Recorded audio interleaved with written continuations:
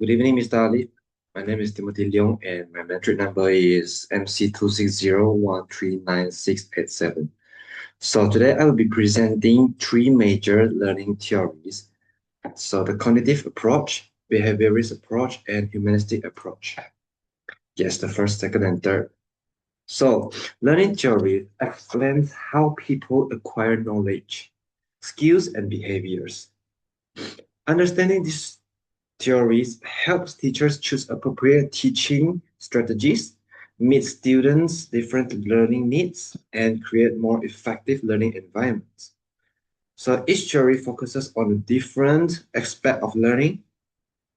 The cognitive approach focuses on thinking and mental processes, and the behaviorist approach focuses on observable behaviors and reinforcement.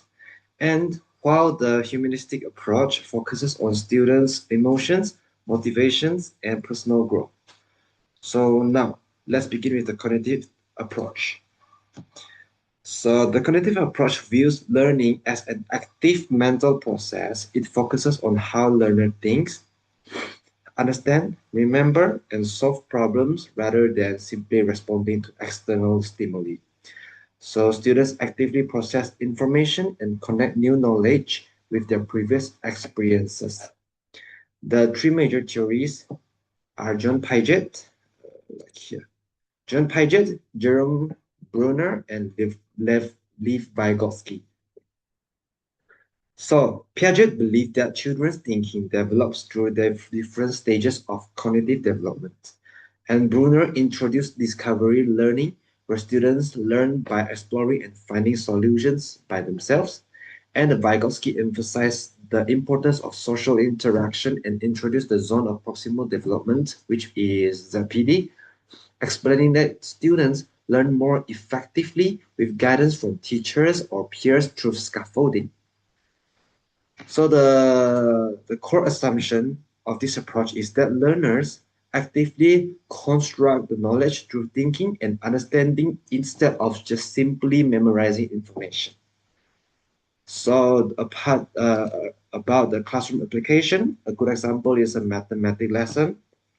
Instead of giving students the formula directly, the teacher presents a real life problem and asks students to work in groups to find the different solutions. Students can explain their reasoning, comparing their ideas, and discuss the best answer or the most suitable answer while the teacher guides them through questioning. So this activity could encourage them about the critical thinking skills, problem solving skills, and deeper understanding of the concept. So there's one strength and one limitation of this approach. The strength will be it develops critical thinking and problem solving skills. The students can understand the concepts better than no better and able to apply their knowledge in different situations instead of relying on memorization.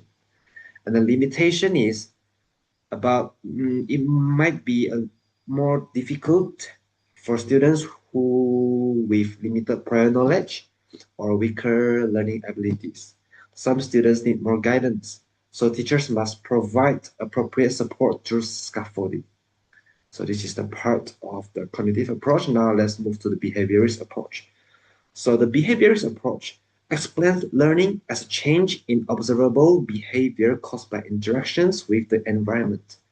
Learning occurs through stimulus and response, where behaviors are strengthened through reinforcement and reduced through punishment.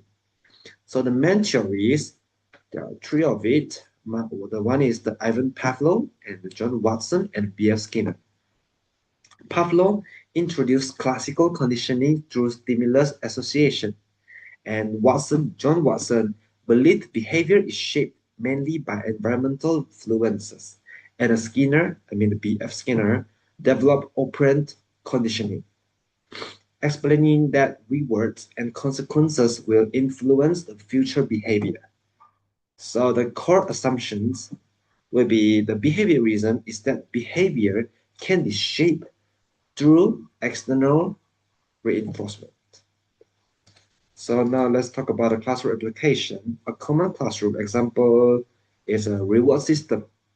Okay, so the teacher gives stickers or praise where for the students, those who complete their homework or follow the instructions given by teachers or the rules given by teachers in the classroom, and the students who consistently demonstrate positive behavior may receive certificates or any small rewards.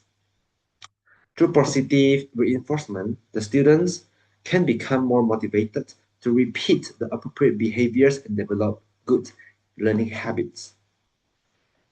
So, also the same thing, one strength and one limitation. The strength is about it is effective in classroom management. Rewards and clear expectations help the students to develop positive behaviors and maintain a classroom discipline. But the limitation is that students may become dependent on external rewards. If rewards are removed, some students may lose motivation because they have not developed intrinsic interest in learning. Okay, so now let me introduce the last approach, which is a humanistic approach. So the humanistic approach focuses on the development of the whole person, including students' emotions, motivation, confidence, and personal growth. It believes that students learn best when they feel comfortable, when they feel secure, respected, supported, and emotionally secure. So the major theories, there are two of it. One is Abraham Maslow and one is Carl Rogers. So Maslow introduced the hierarchy of needs, explaining that students must have their basic needs met before reaching self-actualization. And Rogers promoted learner-centered education, so where teacher act as a facilitator who encourage and supports the students instead of just simply delivering the knowledge to them. So the main assumption, the core assumption is that every learner has the potential to grow when provided with a positive learning environment. So they have the potential to achieve their self-actualization. Yeah, so now I will talk about a classroom application. Yes, for example, a teacher allows students to choose their own project topic based on their interest. So throughout the project, the teachers provides encouragement, constructive feedback, and emotional support while students express their idea creatively.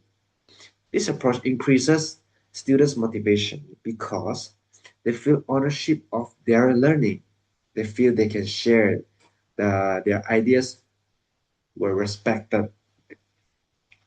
So the strength of it, one of the strength of it, of the humanistic approach, is that it improves students' confidence, their motivation, and emotional well-being.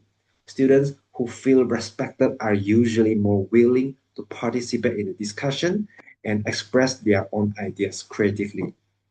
So the limitation is, however, this approach can be difficult to implement in larger classrooms because teachers may not have enough time to provide individual attention and support to every student, and might it might unbalance.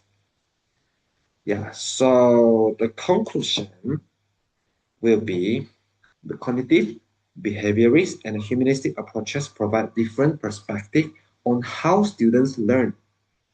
The first one, the cognitive approach, highlights the importance of thinking, understanding, and problem-solving skills.